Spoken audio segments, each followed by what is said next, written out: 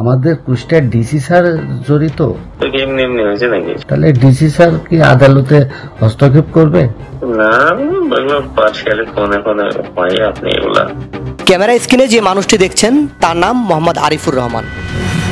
তিনি এই মুহূর্তে বিগত স্বৈরাচার সরকারের আওয়ামী লীগের কুষ্টিয়া মিরপুর পৌরসভার মেয়র মোহাম্মদ এনামুল হক সেজে কথা বলছেন বর্তমান কুষ্টিয়ার মিরপুর উপজেলা নির্বাচনী কর্মকর্তা সাইফ আহমেদ নাসিমের সাথে।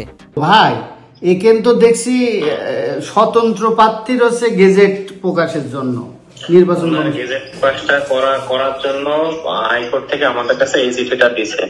আচ্ছা, গেজেট তো করানো যাবে না। আপনি তো দেখছেন যে হাইকোর্টের আবার এই কোর্টের আবার বাতিল হয়েছে। আপনি বাতিলের আদেশ দেখছেন না? হ্যাঁ। এখন ওই আপনি যে যে দুইটা চাইলাম আমি, এই দুইটা দিলে আর বাতিলের রায়ের কপিটা আমি পাঠাই দিলে গেজেটটা হবে না তার নামে, দিয়ে বিপরীত গেজেট হবে যে হাইকোর্টের রায় স্থগিত করেছে। আমার কথা বুঝতে পেরেছেন? জি। ও, এই হচ্ছে ঘটনা। তা না হলে কি রায় হয়ে যাবে, ওনার গেজেট হয়ে যাবে? তো আমি যদি না আটকাই গেজেট হয়ে যাবে না? আপনি আমার কথা বুঝতেছেন না নাকি? ওই গেজেট হয়ে গেলে এখন সমস্যা না আমাদের পক্ষে। এখন কোথায় থেকে হট করে এসে তাকে মেয়র বানাবো? আমার কথা বুঝতে পারছেন? ইশাকের মতো ঘটনা ঘটেছে। ও, ইশাক সাহেবের মতন ঘটনা ঘটছে। কুষ্টিয়ায় যে আপিলটা করা হয়েছে না, এই আপিলটা তো অথরিটি ছিলাম আমি করার জন্য, বুঝছেন তো। তা আমি তো করতে পারলাম না, ঠিক আছে। এখন আপনারা তো আপনার হয়ে ইয়নো করেছে, ইয়নো করার নিয়ম নেই। এখন বোঝেন না, নিজের ট্রিট বাঁচাতে হবে না, ট্রিট বাঁচানোর জন্য করা হয়েছে। এবার আসেন কে এই আরিফুর রহমান। 2021 সালে 16 জানুয়ারি কুষ্টিয়ার মিরপুর পৌরসভা নির্বাচনে স্বতন্ত্র প্রার্থী ছিলেন আরিফুর রহমান। সেই নির্বাচনে আরিফুর রহমান জনগণের ভোটে জয়লাভ করলেও তৎকালীন স্বৈরাচার হাসিনা সরকারের প্রশাসন আওয়ামী লীগের প্রার্থী মোহাম্মদ এনামুল হককে জয়ী ঘোষণা করেন। সেই নির্বাচনে ভোটের দিন স্বতন্ত্র প্রার্থী আরিফুর রহমানের উপর হামলা করেন স্থানীয় আওয়ামী লীগের নেতাকর্মীরা।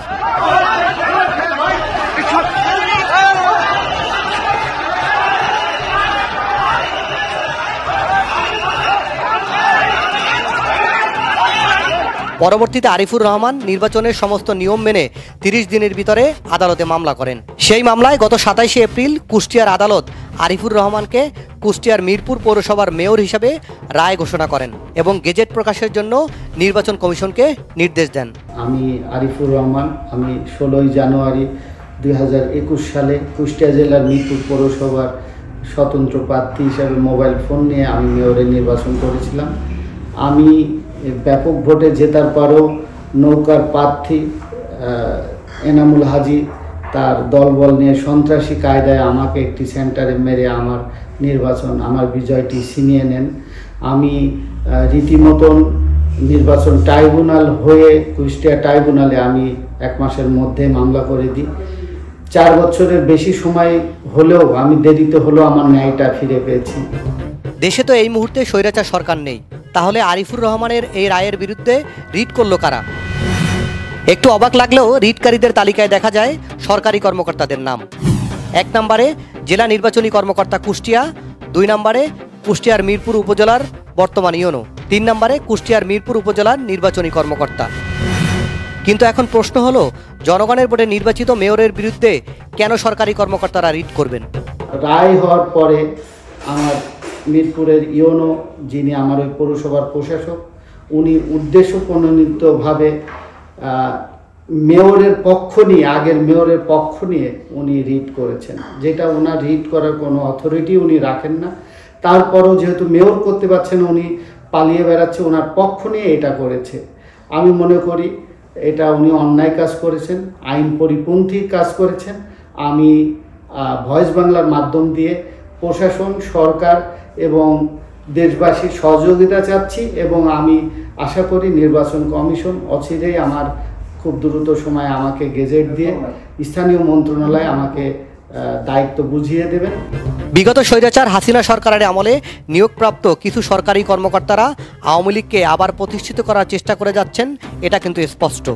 3টা লোক বাদী হয়ে রিট করে কোর্টে, কিন্তু সেই রিটকারীদের তালিকায় আপনার নামটাও আছে আর কি 2 নম্বরে। তো কি কারণে এবং কোন যুক্তিতে রিট করছেন একটু বলবেন কাইন্ডলি? এটা হচ্ছে আমাদের ঊর্ধ্বতন কর্তৃপক্ষের নির্দেশনা ক্রমে, আর এই বিষয়ে আমি আসলে এই মুহূর্তে একটু কথা বলতে চাচ্ছি না।